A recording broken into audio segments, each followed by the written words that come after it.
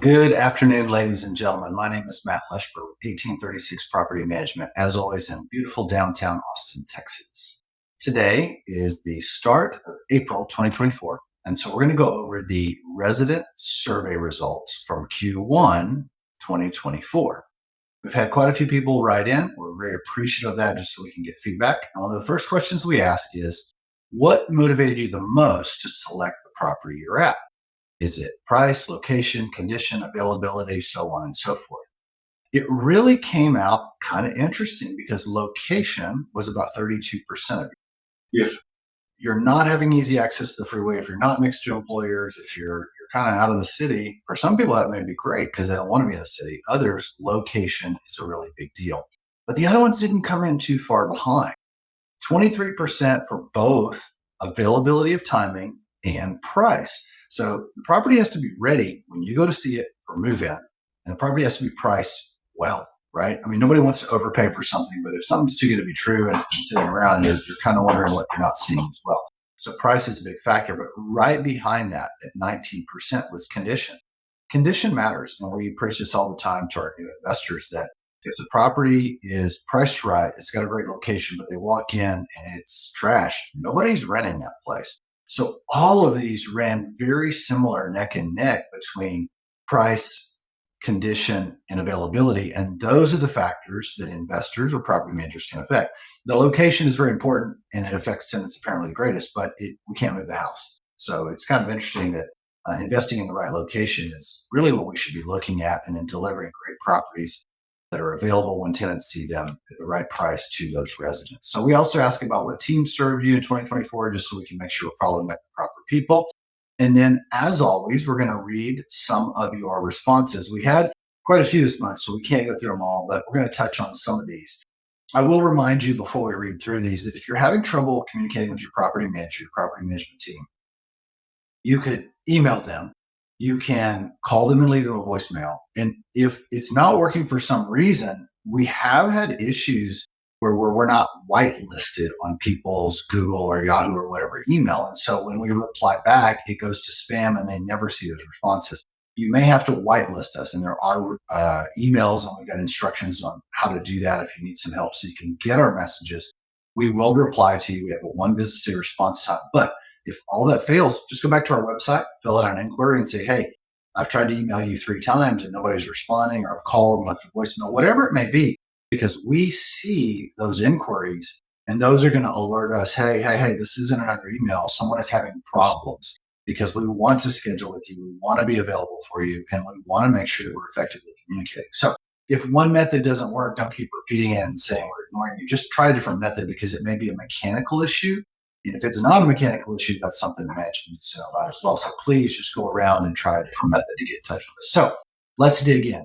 I've selected about 5 of these, some good, some bad, but these are the ones that I think will be the most helpful to share with everybody else.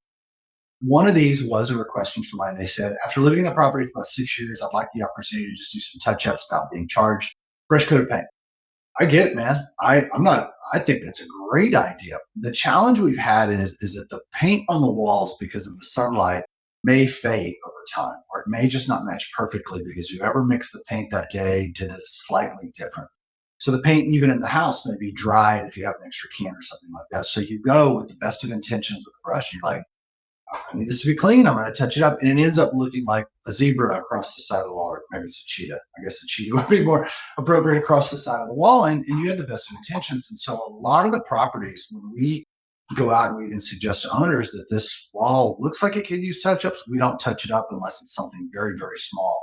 We'll actually require them to go corner to corner on the entire wall if it's just one wall that's been beat up, so that it looks clean and fresh and new. And so that may be another way for you to attack this. If you want to do it on your own, you could simply ask, is this accessible beige or whatever that color is that we use traditionally, and then even go corner to corner. Or the owner at your next renewal, if once that time to renew comes up, hey, the rental rate's this, do you want to stay? I'd love to stay. As part of my request, could I request you spend up to $750 to repaint your house? They own the house. You're helping them. So this is part of the negotiation. Don't be shy about asking. But you may want to either do it, at the right time or something of that nature, so there's a little bit more motivation to get it done. Again, maintaining the property is what the investors are supposed to be doing, and that's their asset. So I don't know why they wouldn't want to contribute to you helping them maintain that asset. Another one of these compliment for Janelle and our maintenance department. Working with Janelle on a complicated repair situation was great.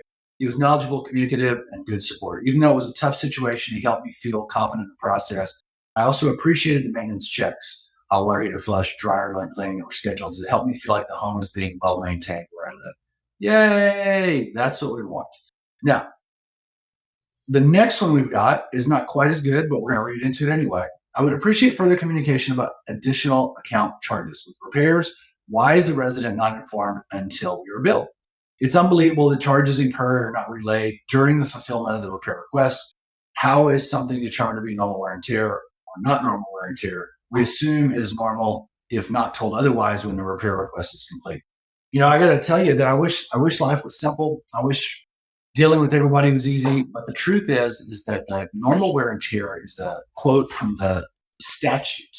That is what the state statute says. Is it normal wear and tear now? What does that mean?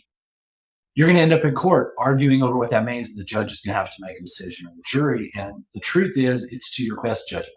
Was this something that would happen with normal wear and tear? Now, I've seen cases where you had small children in the house when there's smudges on the wall, and they were excessive. But is that normal wear and tear for kids? Maybe. Is a hole in the wall normal wear and tear? It's a little bit more difficult to determine that. Is damage to something normal wear and tear? I opened the back door, the wind caught it, and the hinge is broken. I'm making this up, but you get where I'm going. Well, there are specific parts of the property because of the use or opportunity for misuse that put that responsibility on the resident so that they will actually protect that from getting damaged. Windows and movable things like doors are those. So what is and what is not normal wear and tear? I got to be honest with you, it's really difficult. We refer back to our vendors a lot because if a vendor goes out and sees a system or an appliance and they see it 1,000 times, if someone considered putting 20 pounds of pressure in a refrigerator on a plastic tray, normal wear and tear, one time it may work, 19 it may not. Either way, that resident applied that load to that plastic, and so that's why it was broken. So is it normal? What should it withstand? That's up to the manufacturer, but as it is, it has certain capacities and those can't be exceeded. So when it's broken, a lot of times it goes back onto the user of that appliance at the time. Now, if your AC goes out, you probably had nothing to do with it. But if it's set at 55 and it's 60 degrees outside, it's not going to cool. And if we send a technician out, well, they're going to have to give you a lecture on how the AC works, and it's not supposed to work. So it's a fruit basket, but we're doing our best. The law uses that term, and we use our best just to err on the side of grace. But when the vendor says, hey, this is what it is, the investor is going to expect that resident to do it. As far as the resident being notified or billed, we can't tell them what it is until the tradesman has gone out and made the repair. So we don't know what they're going to find until they're out. And either way, it has to be repaired. So we don't go into that thinking, well, we're going to bill the tenant for this. We go into it and say, what happened and what does it look like? And then we'll discuss it from there. So we don't know what the bill is going to be until the bill is actually out there. One of the others that we get consistently and from multiple residents is too many inspection is very inconvenient for tenants. That's the way it's reading. Nevertheless, we do semi-annual inspections, so twice a year. We have options on how to handle this. Once a year honestly doesn't catch things before they go wrong. And this could not be related to the tenant. It could be simply rot on the eaves around the house. It could be that we go in and we smell something, but it's actually water that's in the wall behind furniture that no one paid attention to because it occurred so slowly. And we find out that there's a leak behind the wall. We need to deal with that. And so if we go once a year, it's not enough. We've settled on twice a year being acceptable for everybody. 4 times a year, everybody agrees it's just a little much. It's costly as well as it's too much. And so I'm sorry if the twice a year seems to be a lot.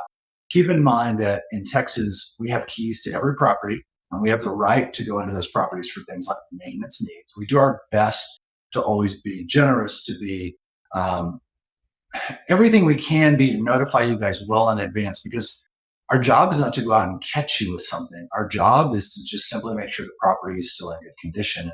We've had a couple people do damages over the years. You're not supposed to change your motorcycle transmission in the living room, but it's better for us to catch those things early so that we can deal with them, and especially with something not even related to the tenant. So I'm sorry if you don't like those inspections, but that is part of having a multi-$100,000 asset of someone else's that you're living in. They want to ensure that property is well maintained and looked after, and that's our duty to go out there and do so. So you do not have to be home for those inspections. We can let ourselves in. If you have valuables, as always, you should put your valuables away. But we're not in there looking for medications or documents, contrary to some people's belief. We're honestly just trying to get in and out and make sure the house is in good condition, because the guys doing this have a laundry list of things to do that day. And so spending extra time is just not to their benefit.